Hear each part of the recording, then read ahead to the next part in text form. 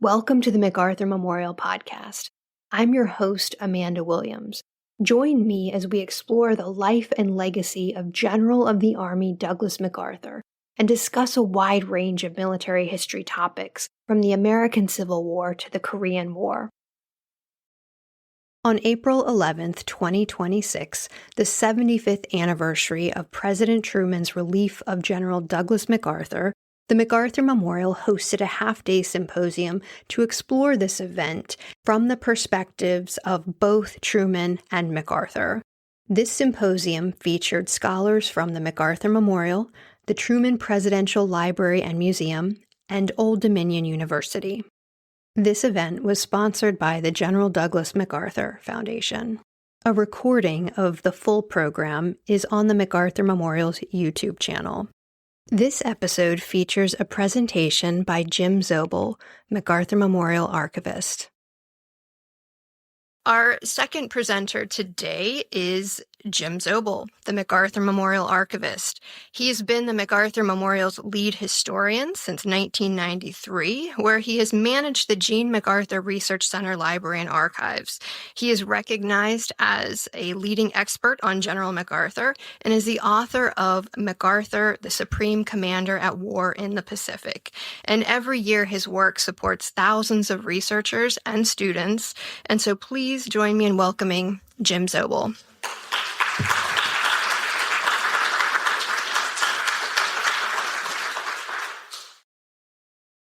If anybody has any questions about anything I say today, I've got 60 pages of source notes. Just let me know and I'll email you. Okay. It was the major event of the time, and it was in all the papers and all the media, and it was the most spectacular collision of military and civil power to ever occur in the United States. Their feud ended MacArthur's career and Truman's chance for another term as president. Was it a challenge to civil military authority? MacArthur was definitely guilty of not following the gag order, but he follows every order in the field that he cannot change through argument. D. Clayton James, MacArthur's biographer, would say that it was more a crisis of communication more than anything else. They only met once. They accepted the stereotypes of each other and the views of their confidence about their antithesis. And that was what Major General Frank Lowe said. And he was a special representative sent out to MacArthur by President Truman. He was very believed in both of these men and believed if they could have talked more that they could have worked it out. Now, Truman was facing anti-communist McCarthyism, a Republican Party that was hostile. His Secretary of State was wound up with the Alger Hiss spy trial. NATO was being created with a Eurocentric-minded Joint Chiefs of Staff as well as a Secretary of State. And then MacArthur was told to fight a war, a limited war, which he never understood. War's very object was victory, not indecision, as he said. And he said he could never understand why the country didn't mobilize to win the war like they always had, whether it was North Korea, China, or Russia. He considered that he had been given a lot of leeway in how he conducted his operations in World War II, and all of a sudden there was a big clamp down on him during the Korean War, and he could never understand that. Now, they had shared experience of World War I, but they have no connection as they both live very different lives in a different circle of people. Truman is a politician who was a soldier, and MacArthur is a soldier who thinks like a politician. There is no enigmatic friendship between them like MacArthur had with FDR, and they only meet once, and that was during the Korean War. Truman called MacArthur, like we heard, Mr. Five-Star Brass Hat Prima Donna before the end of World War II. But then he does pick him to be the supreme commander of the Allied powers, and he does pick him to be his United Nations commander. They have many scrapes in the message traffic from 45 to 50, and they have a lot of problems when MacArthur is put up as a presidential candidate. But it's really the Korean War and the question of what to do about communist China that will put them to the test. Now, this isn't just a story of MacArthur and Truman. It's also the story of Secretary of Defense George C. Marshall, Secretary of State Dean Acheson, and the Joint Chiefs of Staff. MacArthur has a history with Marshall. They're close in age, and they were both in World War I, and then both major players in World War II. MacArthur was accused of trying to stunt Marshall's career in the 1930s, but in World War II, Marshall, as U.S. Army Chief of Staff, gave MacArthur a great deal of leeway in the prosecution of the war in the Pacific. He would try to do the same in Korea with unfortunate consequences. Secretary of State Dean Acheson does not know MacArthur, yet he can be quite acerbic in his comments about the general. They have a history of squabbling in the press since 1945 and very different ideas on foreign policy in the Pacific. Acheson is Eurocentric and one of the architects of NATO, and during his entire time as SCAP, Acheson never visits the Pacific. None of the JCS served with MacArthur except for Sherman. He had been on Nimitz's staff. He knew him because of a couple of meetings that they had together with the staffs. Bradley said in February 1950, it was the first time he'd seen MacArthur since 1922 when he was superintendent at West Point. And same with J. Lawton Collins. He was a chemistry professor at West Point when MacArthur was superintendent. That's the last time they had contact with him. They, however, like MacArthur, are for defending Chiang and Formosa as part of that island chain that keeps communist China contained. And that's what they'll talk about all that time, the littoral defense, Okinawa, South Korea, Japan, Formosa, the Philippines. The chairman of the Joint Chiefs of Staff, Omar Bradley, has been labeled as a buck-passing, sulking master of indecision in a crisis.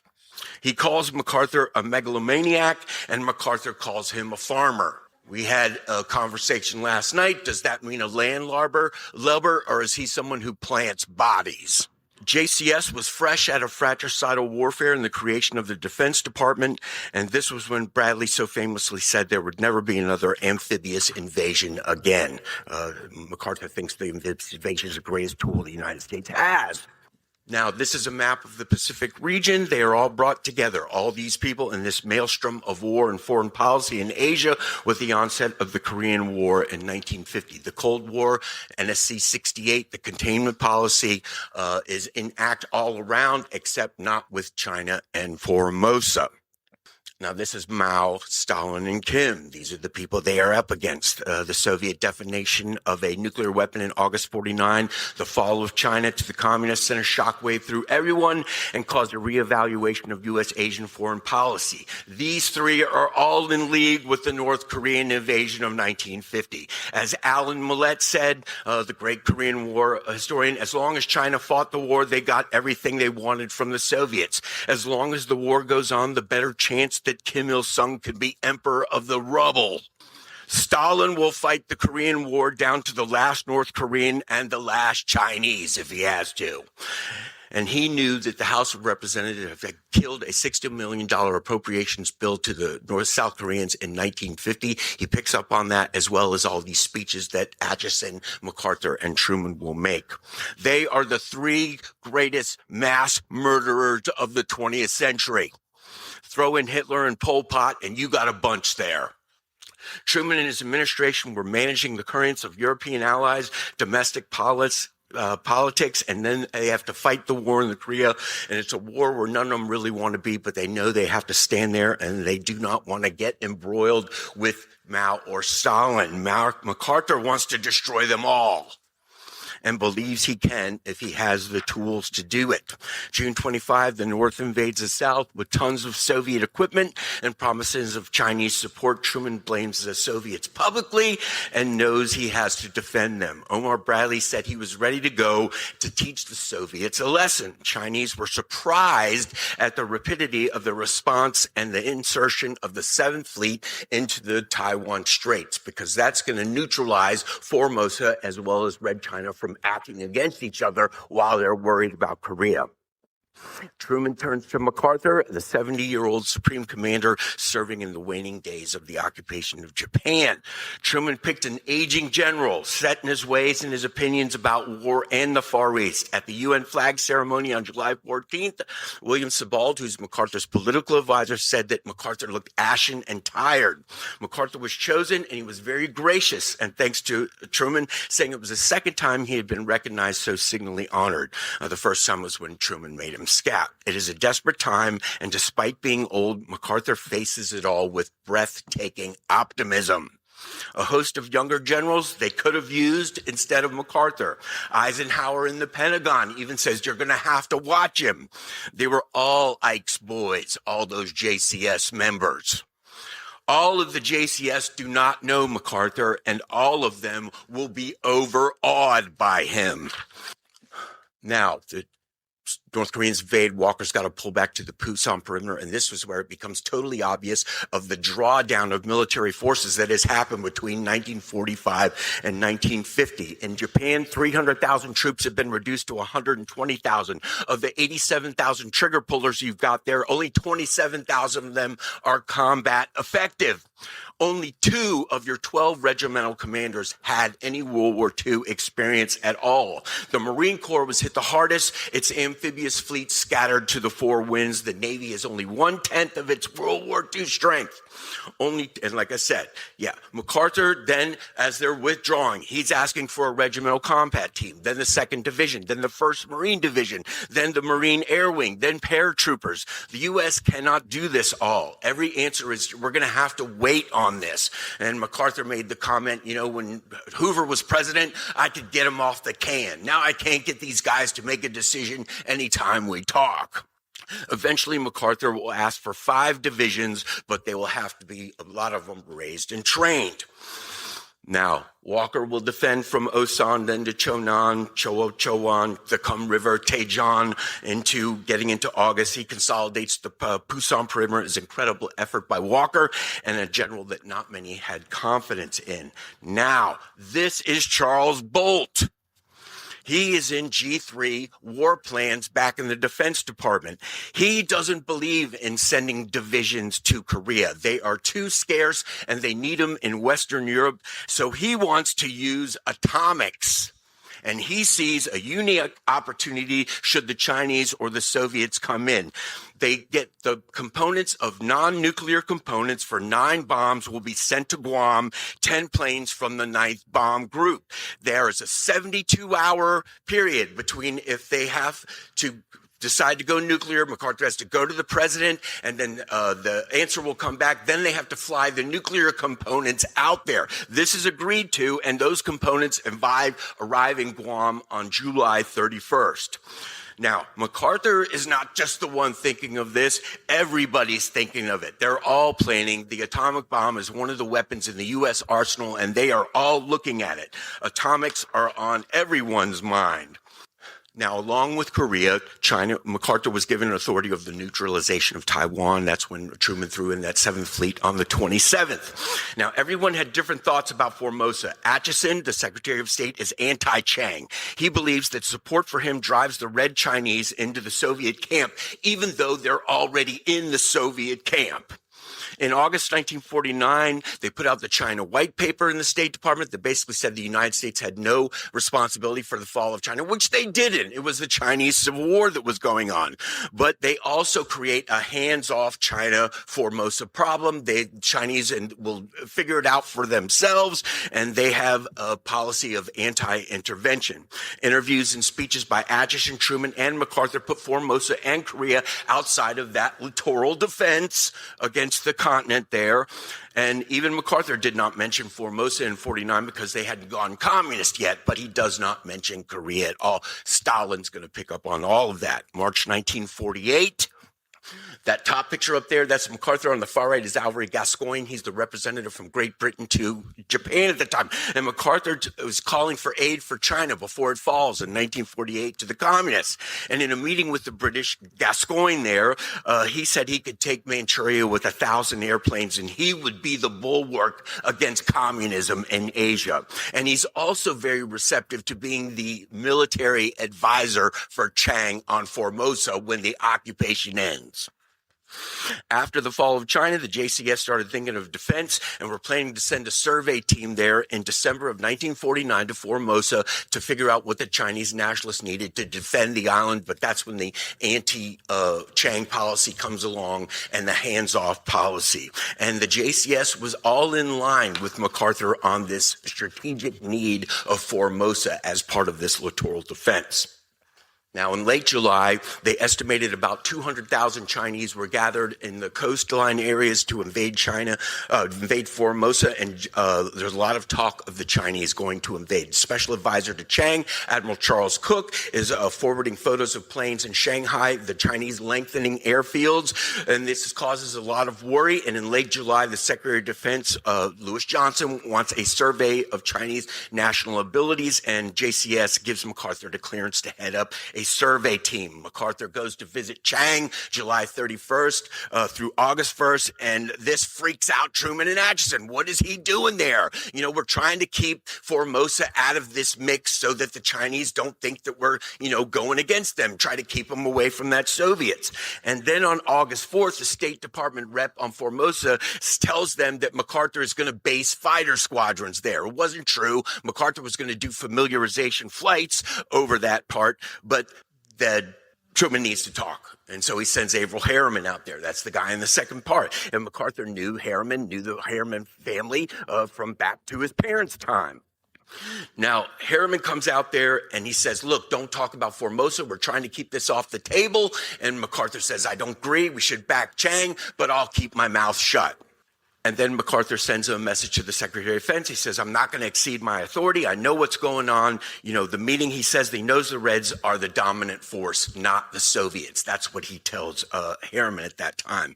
Harriman doesn't trust MacArthur and knows that for Chiang to retake China, he needs the U.S. in a war with China. That's why they're really worried about MacArthur talking with Chiang at this point.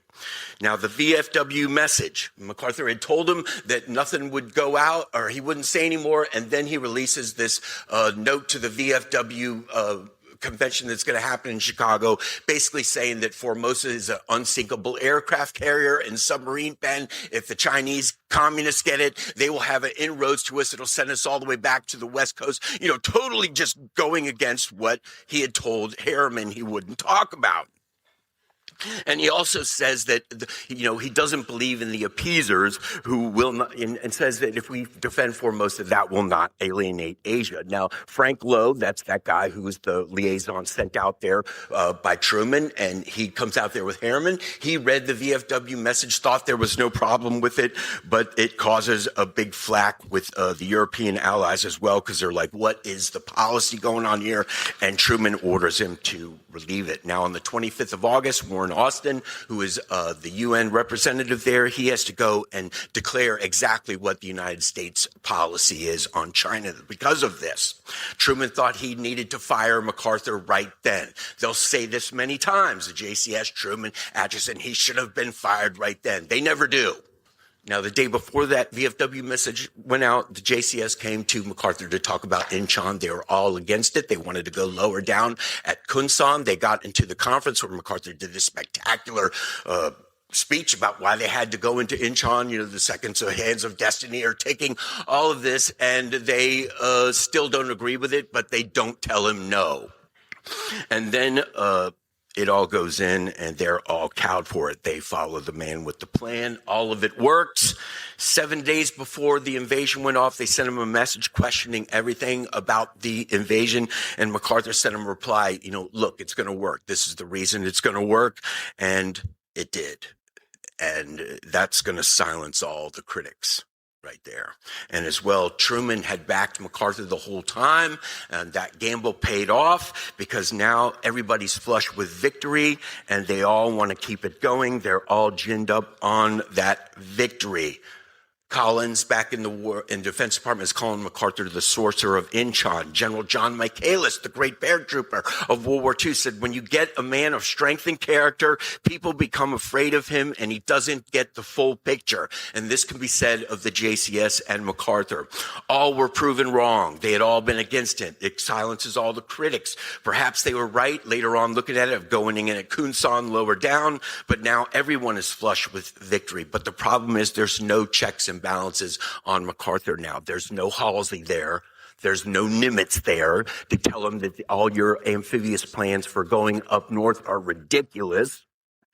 And even Ridgway says MacArthur could cause the opposition to melt and doubters to doubt themselves. And I think that's what this whole thing shows, that we don't understand this aura, this magnetism that this guy had that could be able to make, grown men feel like children in his presence. And that's what they said. It was like the adult talking to the kids sometimes. Now, Warren Austin, that's over him on the left. Now, everybody was for crossing the 38th parallel. This is another thing that people said it was all MacArthur. Austin addressed the UN about it on August 18th when Collins and Vandenberg, the Air Force Joint Chiefs of Staff, went out there in early July. They said that the 38th parallel will be no problem. And even with the same with the JCS when they had just come a few weeks before in August, they had said it will not be a factor. The only person who thought that, or people that thought it was going to be a problem were George Kennan and Paul Neitz, two of the guys who were behind the NSC 68, the containment policy. They said if you go up north, you're going to bring in the Chinese.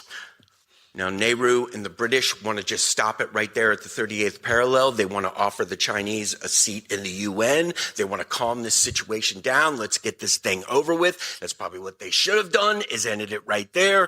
But everybody else is all geared up, and they get the General Assembly to vote to go north. October 7th resolution, which is based on NSC 81-1, which was for the invasion of North Korea, where they're going to unify the country, hold free elections, and end the communist drive there. Now, at the end of September, right before they go, George C. Marshall sends MacArthur a message that says, we want you to feel unhampered strategically and tactically to do what you need to do. Probably the wrong thing to say to Douglas MacArthur. And as well, 28th of September, Kim Il-sung asked Stalin for help. And Stalin says, you have to ask Mao. And October 2nd, Kim appeals to Mao. That's Ni Rongzhen on the far right over there. He met with the ambassador Panikkar from India and told him, so we lose a few million men checking the Americans. Who really cares? And then Zhou Enlai uses Panikkar as well to tell the Allies that if they cross that border, the Chinese are coming in. They make the cross. Of course, the Truman Wake Island Conference, like we talked about before, a lot of people said it was just about publicity. MacArthur never said that, at least in his memoirs. He would say he didn't want to be dragged across the Pacific to have a publicity stunt done on him. And Truman does bring an extra plane load of reporters with him. Now, he arrives the night before, so like you said, Amanda said, there's no dramatic confrontation. And Truman said he asked 3 times about the Chinese coming in. There was about 30 questions in 90 minutes at the meeting, one item after the other. Dean Rusk sent Truman a message, said, let's slow down, let's talk about these things. And Truman said, no, I want to get out of here. And this is what it was. MacArthur said it would be the greatest slaughter if the Chinese came in due to his air power. No one there says you won't be able to bomb the Yalu bridges and you won't be able to bomb the Chinese bases in Manchuria. And he also said later that it was speculative, but we do have the very Vernice Anderson's appraisal of that. They will all remember this and they will all hold it to him like he tricked them or something. He thought it was over. They all thought it was over. But a new enemy was about to come into the war undeclared, like Pearl Harbor. The main thing about it was that as soon as the meeting was over, they said, let's have lunch. And MacArthur said, no, I'm going back to Tokyo. And that was extremely rude and crass, even though Bradley said MacArthur couldn't have been friendlier at the meeting. Now, Walker's moving in October. MacArthur's going on this other amphibious move to Wonsan up there on the top right. Walker was very much against this. All the Navy people were very much against this. It was pretty much a cluster. And they don't get ashore until the 26th. 2 weeks are wasted. Some have said that the JCS and the Secretary of State took their eyes off Korea. They thought it was over at this point, and they were looking back at the creation of NATO, and no one counters that Wonsan fiasco. The JCS have no plans. They are following MacArthur. They think he's going to clear this all up. They all think it's over with. On 19 October, Peng Dehuai moved the 13th Army Chinese group into North Korea opposite the 8th Army on the left side. The next day, Walton Walker's men moved into Pyongyang, which was the capital of North Korea. And then on 24 October, MacArthur removed all the restrictions on non-Koreans going to the border. This was very much precise of the UN resolution. And he just does it. And then Bradley comes back and says, what are you doing? Why are you removing this? And basically, Jeffrey Perret said MacArthur was discarding the strategy designed not to widen the war and changed it to one that was courting it. like I said, Bradley came back. What's going on? And MacArthur says he can't trust the Koreans. I'm carrying out the campaign. I thought I was to feel unhampered strategically and tactically. Oh, boy, does that irk the JCS right there. And he also says that he had discussed this with the president of Wake, but Bradley doesn't know what they discussed in private. And the thing is Truman was banking on MacArthur's ability. And on that day where he changes the resolution, Truman sends him a message of support and about his great generalship in this campaign. And the JCS do nothing. They're walking in the footsteps of giants, supposedly. 23 October. Pak Sun-yup's 15th Regiment picked up a Chinese POW, 1st Corps Commander Shrimp Milburn, saw him, sent the word to G2 in Tokyo under General Willoughby. He discounts it. Willoughby had one of the largest intelligence apparatus in the Far East. Nationalist Chinese sources closed down in 1950, and he was using the Joint Intelligence Center from Washington as well as the CIA reports. None of them pick up on any Chinese activity. They say not in 1950. And as well, he discounts information about Chinese activity. Percy Thompson, who was the 1st Corps intelligence officer, said he thinks there are 2 divisions in front of him, and 8th Army intelligence discounts that as well. And then on Alman, on the 29th, on the East Coast over at Wonton, near Hungnam, sees Chinese that they've captured there as well. The JCS says it seems to be overt Chinese interference. MacArthur on 3 November gives them a message that he is perplexed as to it, but then the Chinese withdraw. He's filled with caution and reassurance, but he could not support the idea of going back to the narrow waist of Korea. He thought that there was no reason to do that at that point. November 4th, even Dean Rusk, who's the Joint Policy Planning Staff, he's saying maybe we should use nukes to bomb the Chinese concentrations. General Earl Partridge of the 5th Air Force, he wants to bomb Senwiju up on the Yalu River and as well firebomb Kangdi as to, get this thing over with. And then MacArthur orders the bridges over the Yalu destroyed. Stratemeyer sends this as a message to Vandenberg in the United States, and then he shows that to Atchison. They cut off that right there. The JCS and Washington consensus is to move back to the waist of Korea and consolidate the 8th Army and the 10th Corps. But that's when the Chinese disappear. And MacArthur says he has to bomb these bridges, that he faces destruction if they do it. They go to the president. President Truman says that they can bomb the southern half of the bridges, do not violate airspace over Manchuria. And then on 7 November, MacArthur said men and material are hurrying over the Yalu River. And then Bradley comes back to him, this is hysterical. This is mostly, extremely different from your November 3rd when you were given this assurance. And MacArthur says, look, they've moved a corps or more over the Yalu. I mean, one day he's saying he faces destruction, but the next day Stratemeyer says he can wipe out all those Chinese concentrations with conventional bombing. And MacArthur the next day says, okay, I'm going to wait a couple of weeks and then I'm going. Nobody stops him. Now, Max said he had to move to figure them out. He said, I've given you everything I know. They're here. They've taken the initiative in the West. They'll keep augmenting if we don't do anything to them. I'm going to bomb them and move forward. A reconnaissance in force. He should have stuck with that explanation.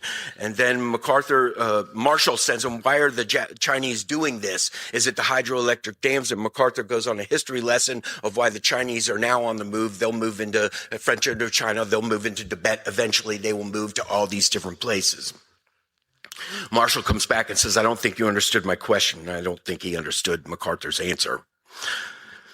Now, MacArthur will bomb all these areas. And the thing is that the British are saying, let's pull back. And when MacArthur says he's not going to bomb, he pretty much lays into them, says they're a bunch of appeasers. And this is going to, the Allies are going to just be fully against MacArthur with this. And so Truman now is going to have to be starting to deal with that. On 24 November, MacArthur does his massive compression envelope. That's what I mean. He had said recon and force before, but now he's going for this massive compression envelope to end the war.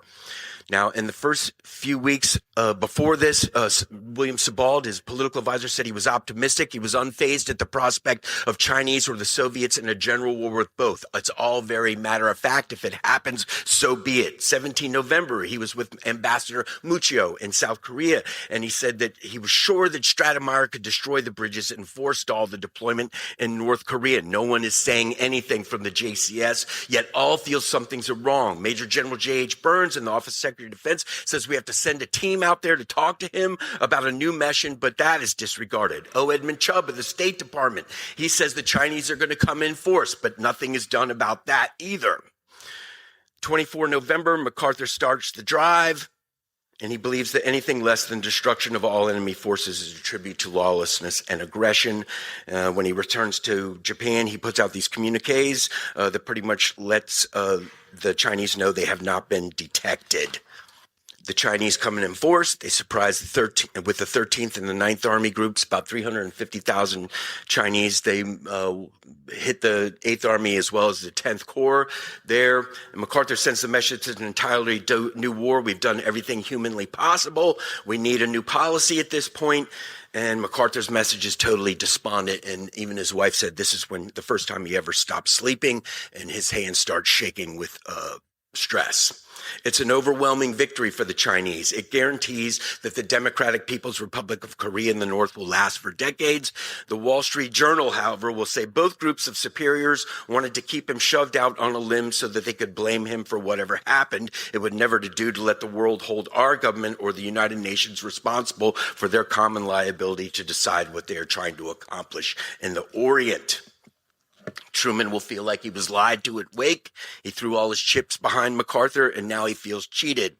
It was war. It was a completely new force, but all of his fury is focused on MacArthur, who assured him it would not happen. Like the European allies, he does not blame the Chinese. He blames MacArthur. What lost confidence? This is Harriman. Or this is Dean Acheson. What lost confidence of the Allies was MacArthur's costly defeat. He pressed his luck and will to a shattering defeat. Harriman would say he brought us to humiliating defeat. And Marshall would say, get out with honor. No war with China, as that is what Russia wants. Like I said, the Chinese came in unannounced, and everybody holds MacArthur because they all followed him and would never correct anything that he had to say. It was a mauling. Was it worse than the Battle of the Bulge? No, but there was no patent to rectify the situation. 11,000 U.S. casualties, 6,300 from the 2nd Division alone. And now everyone wants out of Korea except Mao, Kim, and MacArthur. Now, MacArthur has said in his memoirs that Walker had prepared plans to move out, but they were so mauled that everything's in flux. The Marines put on an amazing display of willpower to get out. Army units fought to destruction next on the other side of the Chosin River or reservoir against superior forces, defying their ability to attack the Marines. And the JCS says move to the waist and consolidate the 8th and the 10th Corps there. And MacArthur says that's impractical, and that tips Bradley with anger right there. But even Major General Lowe had said, because he had flown over it many times, that it was a joke to think that that terrain between the narrow waist was defensible. Europeans blame MacArthur and not the Chinese. And de Gaulle said they were castigating the very man who was fighting their battles for them, a foreign military leader whose daring was feared by those who profited from it. MacArthur asked for Chinese nationalists. Washington says you will have to handle it. There's no more reinforcements coming. And even J. Lawton Collins said Korea is not worth a nickel. Why did they get involved there in the first place? November 30th, now Collins is thinking about delivering a atomic ultimatum to the Chinese, and that's got to be on Truman's mind because on November 30th, he makes the blunder of in a press conference talking about nuclear weapons and that it had always been a weapon that was on the table and that commander would have discretion, over this, and totally gets it mixed up. Then Clement Attlee from Britain comes there. He says, let's get the Chinese to the table. Let's offer them the UN seat. We'll give them Formosa if we have to. And Truman says they can't do that. They can't abandon the South. If a ceasefire is proposed, we would give up nothing. December 4th, Collins comes out. There's a grim MacArthur waiting for him. MacArthur gives him a memo, says that if reinforcements, we have to evacuate. If reinforcements, we can hold in successive positions. Collins came with General Charles Cabell, a major proponent of nuclear weapons. MacArthur told him he could stabilize the poor situation and says postpone any decision on nuclear weapons until he has a timetable for evacuation. He does want commanders'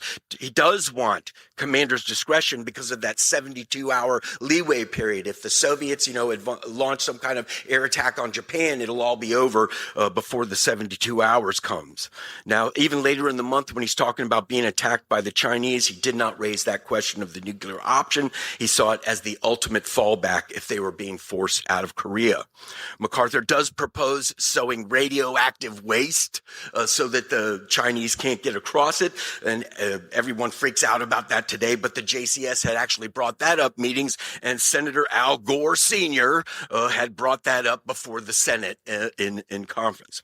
Now, Collins, when he goes to Korea, he meets with Walker and he meets with Allman, 10th Corps, 8th Army Command. He doesn't see the disaster. These guys say they can hold out, and the thing is, MacArthur's G3, Pinky Wright goes there, says the same thing, but when he comes back to see MacArthur, he does not bring it up, that he thinks that the Americans could hold. Why not? And this goes back to what James said. It's a crisis of communication. MacArthur gives him a map to leave with, and it's the 9 lines of withdrawal, and he tells him we need a new policy. And then MacArthur goes to the press. Everybody was hammering him about the Chinese. He's portrayed as a blundering warmonger with his forces fleeing in panic.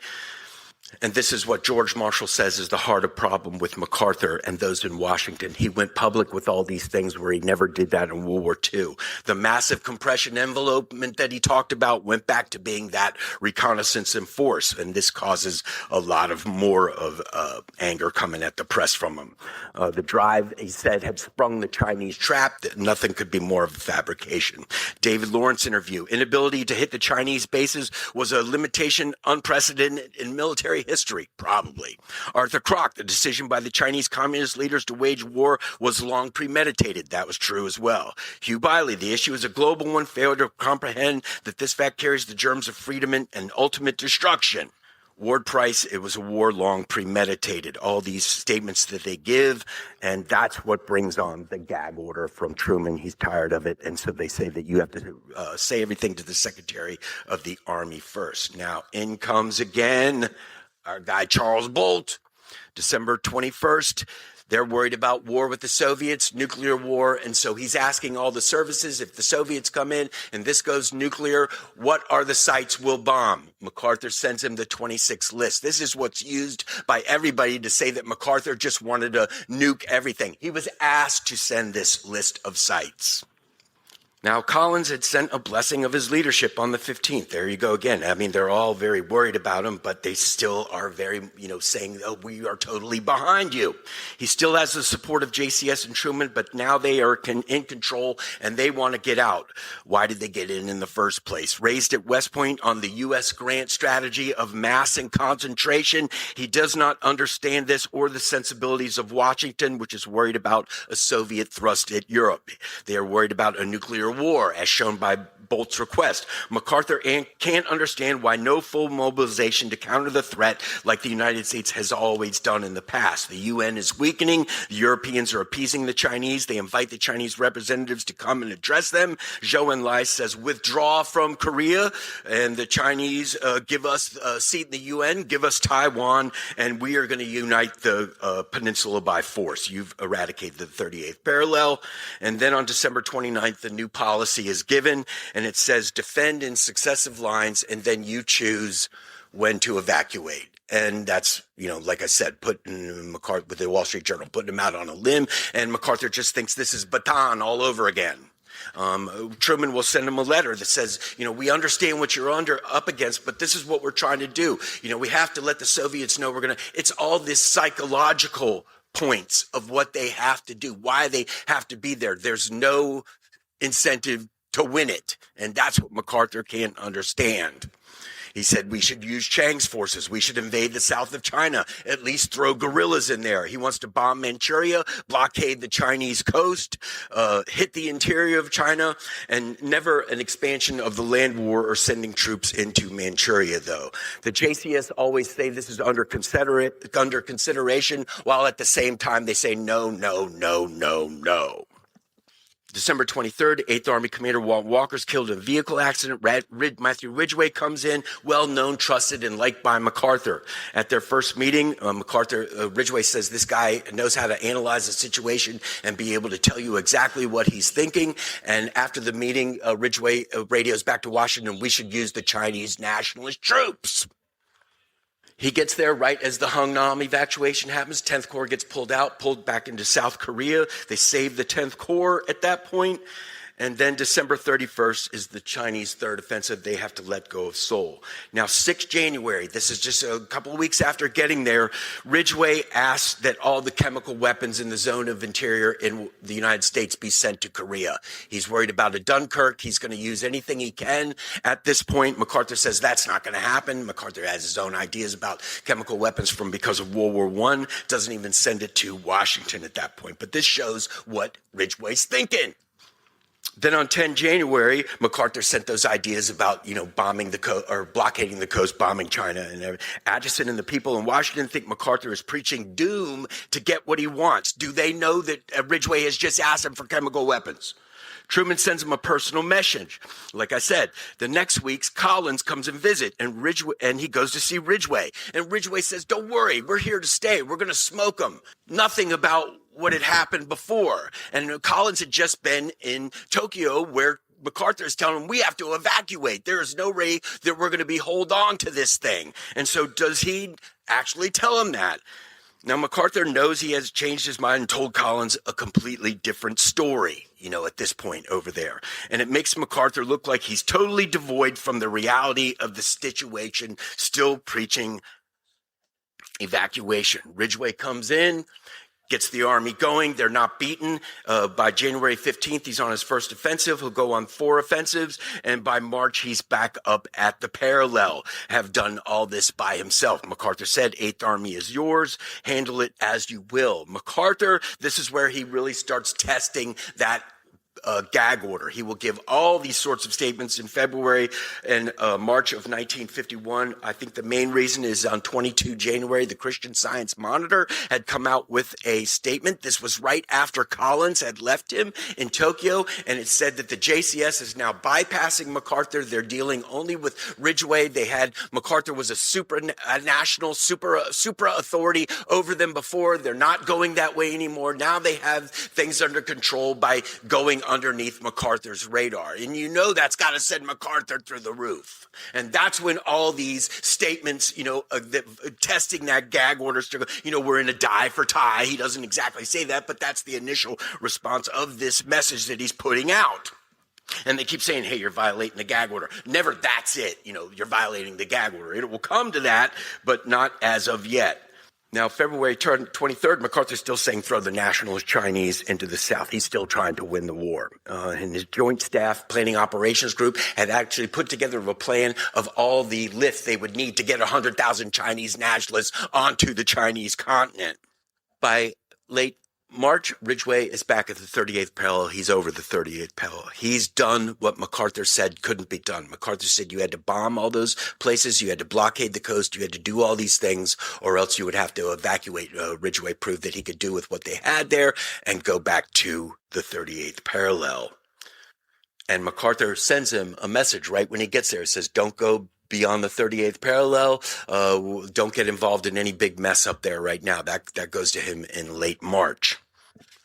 But that's when, as we talked about before, the 24 March statement comes out. With the return of the border, Washington and the Allies wanted a peace conference. They wanted status quo antebellum, and MacArthur squashed it with this statement. And he said, basically, the Chinese generals, you've been destroyed in the field. Do not make us unleash on China proper. Your strength has been exaggerated. And MacArthur would later say he learned that the peace conference was going to give them a UN seat. And he said, you can't reward belligerents with a seat in the UN. And this is what sends the Allies absolutely ballistic. What is the policy? We thought we had ended this part about the Chinese or about policy in Korea at this point.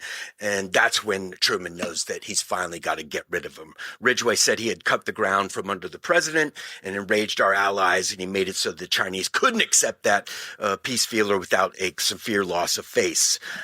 And then the Joe Martin letter. Joe Martin's probably the most rabid anti-Truman Republican there is. MacArthur sent in this letter, yes, of course we have to use Chinese nationalists. And that's when Truman says, okay, he's politicizing the war now, siding with the Republicans. And that's when he finally says he had never violated things like that before. He didn't want to get rid of the man in the field. He was going to go with him all the way through. But this was him getting into politics. And that's when he knows he's going to get rid of him. The final trip to Korea. Once again, they believe the Soviets had moved a great deal of air power into the region. They're talking about nukes. And on March 10th, MacArthur says, I needed D-Day authority in case that happens. Again, that's 72-hour, because it could be over all before then. And he and Ridgway are actually planning Operation Avalanche. That's for a complete evacuation in case they have to nuke the whole peninsula. And Truman, on 6 April, ordered all the SAC bombers to Okinawa. They have all the conferences about MacArthur's relief. Harriman is for it from the start. He said you cannot trust him. Then Atchison, Bradley, and Marshall on the 7th agreed to it. Bradley said he was a prima donna figurehead that had to be tolerated. Why? He could have done anything he wanted earlier. No, he didn't. No, he did not. None of you had the courage to do anything. That's what Bradley said. They always said he followed every order and that it wasn't insubordination. He didn't follow the gag order. He was not having sympathy with the policy of the conflict. He failed to clear statements and difficult having him plan for eventualities. And he said that the military must be subordinated to the civil, and they were concerned. And this is something that was never vocalized to MacArthur. We're concerned that you're violating the civil-military relationship. MacArthur could never understand why the country could not make the resolution to mobilize the country. To not carry through what was started was the same as defeat in his mind, and it would only embolden the communists and especially the communist Chinese. Dean Rusk said it was a fear of what might happen when they're talking about all these atomics. The Spanish and the Portuguese ambassador, they had been looking at these breaks in the code as well. These two men are Salazar and Franco that run Portugal and Spain. They are the best friends of MacArthur's intelligence chief, Charles Willoughby. And a lot of people have wondered, was it really Willoughby that they were talking to at this point? Because there's a lot of goofy stuff in those transcripts that don't really make any sense. MacArthur, it's been said, was an inconvenient reminder of a Korea policy that hit a rock, and they were all behind him until the going got difficult, and then his aggressiveness was a liability. Starting over with Ridgway was a Korean break from an embarrassing past. Washington committed itself to maintaining a world. If there were no more wars among great powers, there would certainly never be peace. Undersecretary of the Army Frank Pace was supposed to tell MacArthur, but they feared the Chicago Tribune was going to break the story, so they announced it at 1 a.m. Did MacArthur know he was going to be fired? He had gone to Ned Almond on the 9th of April and said that he didn't think he'd see him again. He'd become politically involved. Frank Lowe, that general who was the liaison, was fired right before that. MacArthur picked up on that. And then as well, Pace, who was the Undersecretary of the Army, had been with MacArthur a couple of days before and voiced that Truman was very upset about not only the 24 letter, but as well the 5 April letter that was read by Joe Martin. Truman's statement, he relieved him of command, fire, whatever you want to say. Truman let him go.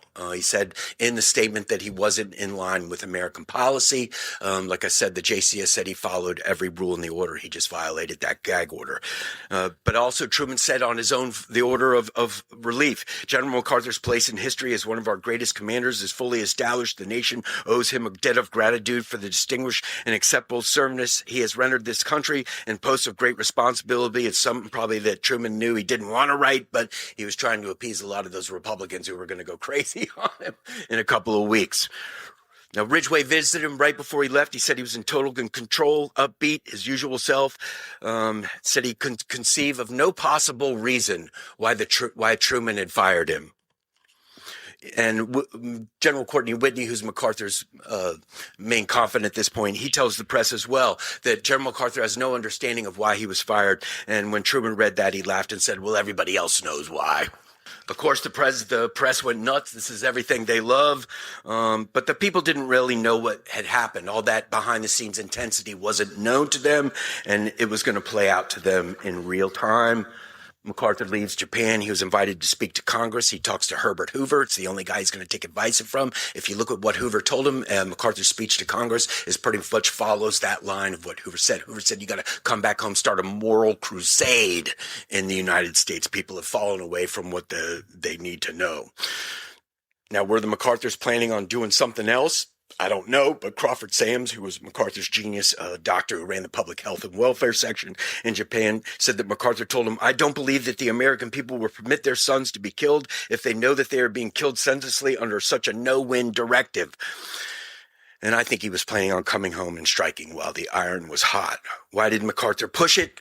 With Truman and them, he would say many things afterward. He was very bitter, but he would always come back to that fear of the fall of Western civilization to Chinese and Soviet communism, always with his selective memories, telling himself he could have stopped it. His time of decision and position was over.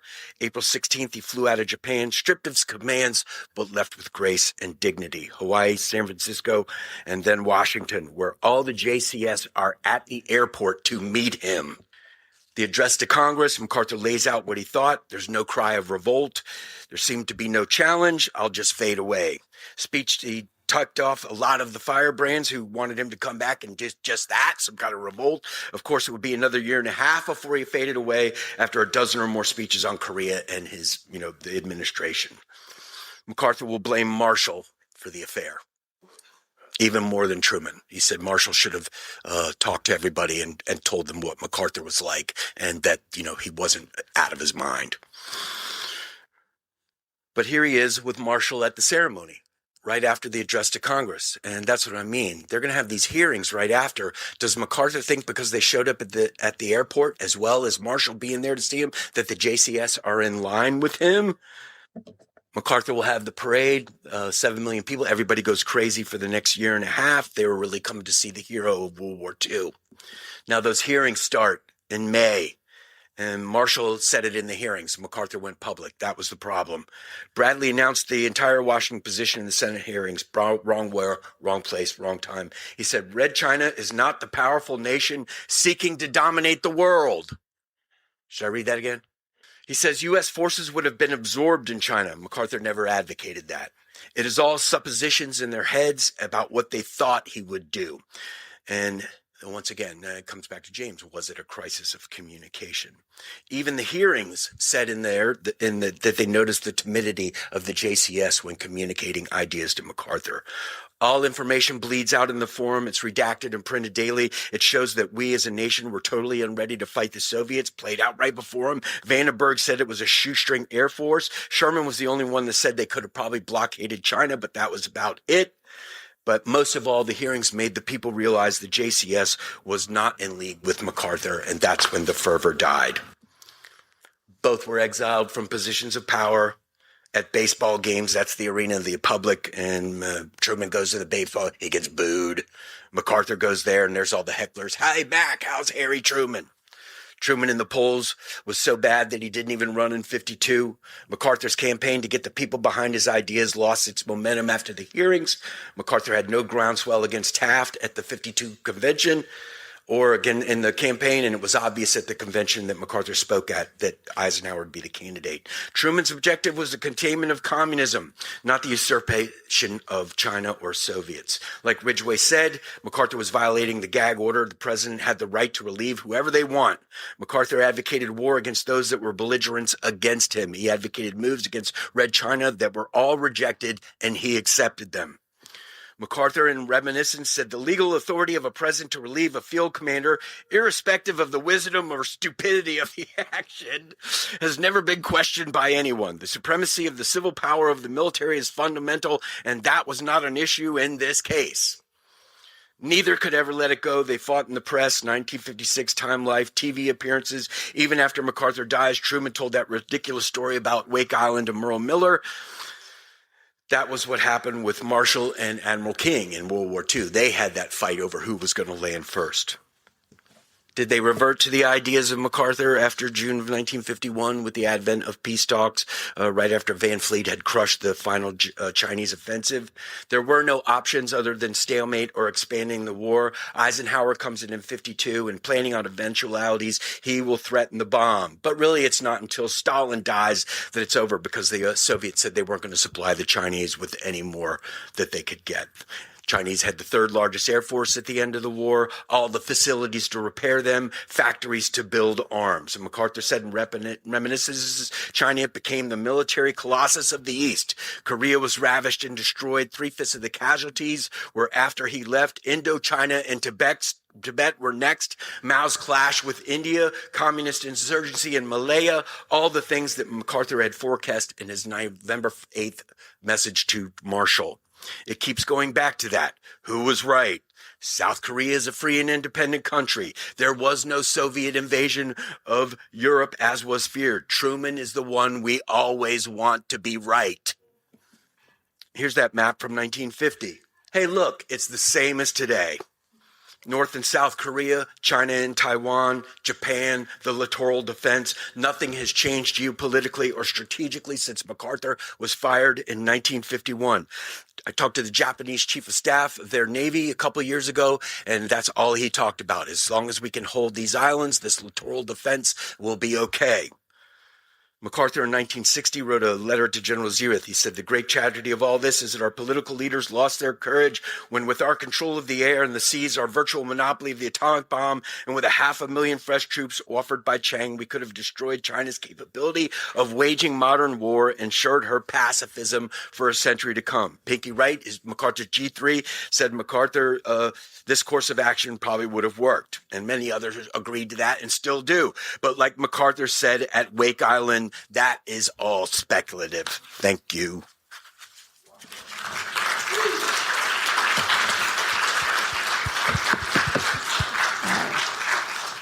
Thank you, Jim. We've got a few minutes for questions. Jim, question here. It seems like MacArthur's problems really started when the Chinese intervened and started pushing 8th Army and 10th Corps back.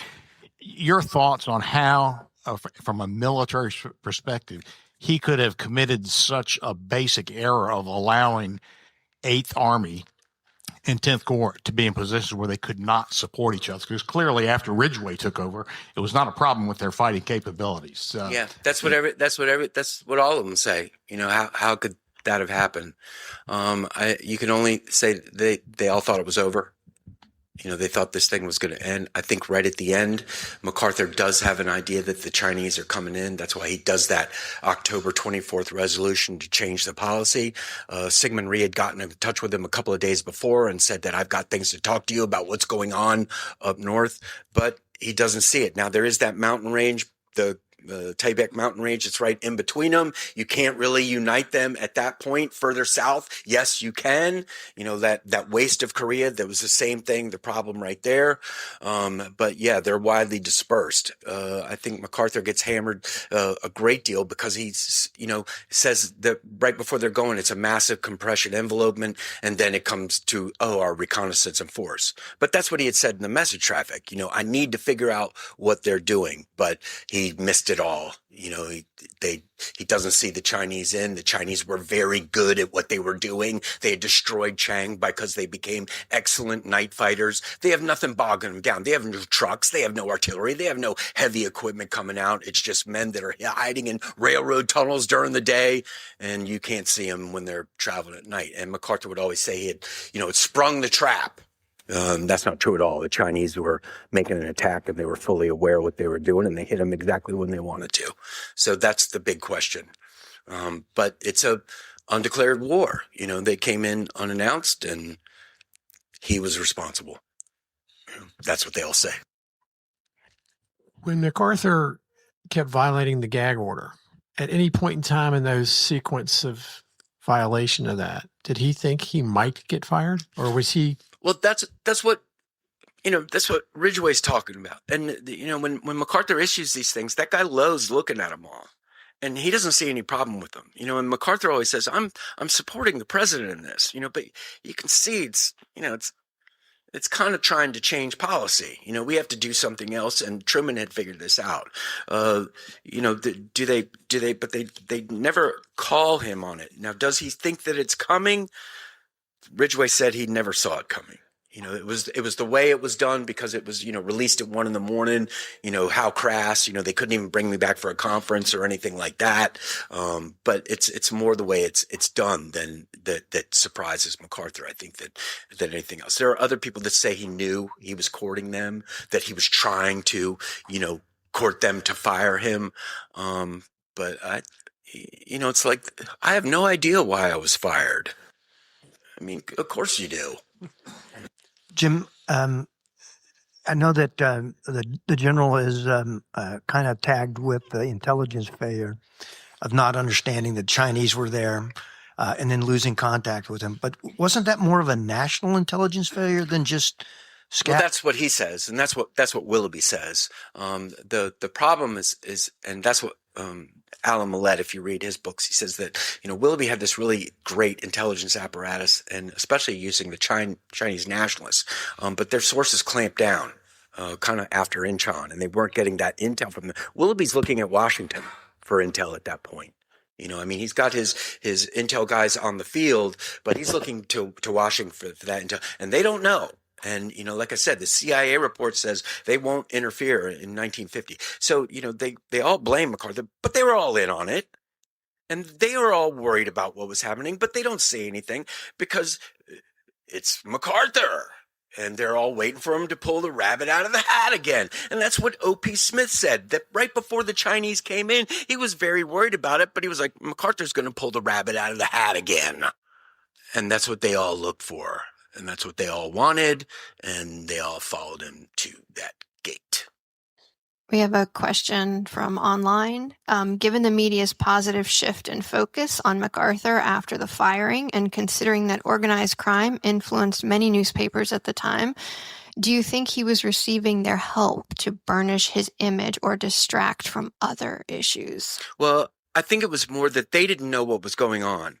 It's like I said, all this intensity is all behind the scenes. It's not really playing out from them. So it was like they've just gone back to the 38th parallel. We've equaled this thing out again. And then he fires him. Hey, what's going on?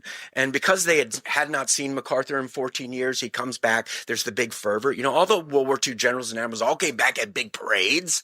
This is the first time MacArthur. So everybody's going insane over that. But it's those hearings when they finally realized that all this intensity behind the scenes was going on and know the JCS wasn't in concert with him, even though they weren't telling him that all the time, that's what causes the people. And the momentum switches back to Truman, after that. You said that MacArthur was opposed to the use of chemical weapons due to his experience in World War I. How did he feel about the U.S. use of biological weapons developed by the Japanese unit? Yeah, I think he considered them the same thing, basically at that point, and, knew that nobody back in Washington was going to go for either one of those. Though Washington had been talking about, transferring nuclear components, things like that to the Pacific, there was, nobody had really said anything about that. They talked about the radioactive waste, like I said, but pretty much, World War I kind of got everybody, because of the use of gas and things like that. Jim, a couple of years ago, you found a very interesting telegram in the archives from Truman to MacArthur. Can you tell us a little bit about that? Yeah, there was many people that always tried to get a rapprochement between the two. Leif Sverdrup, who was a friend of Truman's as well as MacArthur's, he had been MacArthur's aircraft engineer in World War II, and tried to do it many times, but it never happened. And then, MacArthur started making statements later in life that Truman had guts, he liked him, because he had taken on MacArthur. He'd kicked him out, didn't have any qualms about doing that. And Truman, when MacArthur's on his deathbed, Truman sends him a telegram and says, I hope you get better. I don't wish this on anyone. It's a very gracious thing to do. So, I mean, and it was something that nobody had ever printed before. We found it in the condolence files, which is about 80 boxes that few people have ever looked through. And so we found that piece. Yeah. All right. Last question. Good morning. Thank you for the great presentation. I was just wondering, what do you think the best biography of General Douglas MacArthur is? Well, there's about 250 books on MacArthur.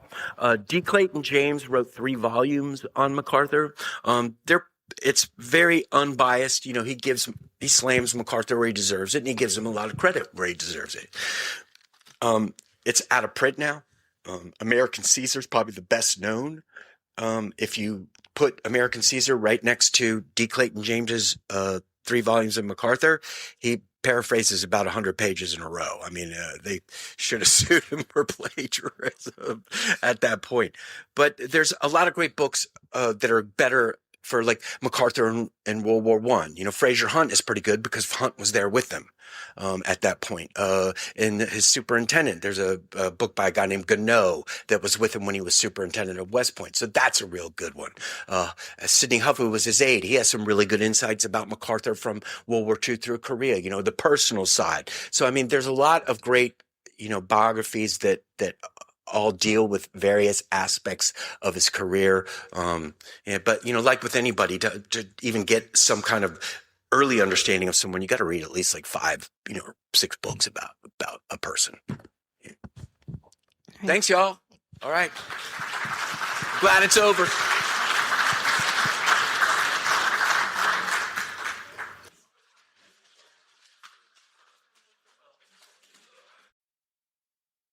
We hope you enjoyed that episode. If you have questions, comments, or topic suggestions, the MacArthur Memorial team wants to hear from you. You can reach us at macarthurmemorial@norfolk.gov or find us on X at MacArthur1880 or on Facebook and Instagram as MacArthur Memorial.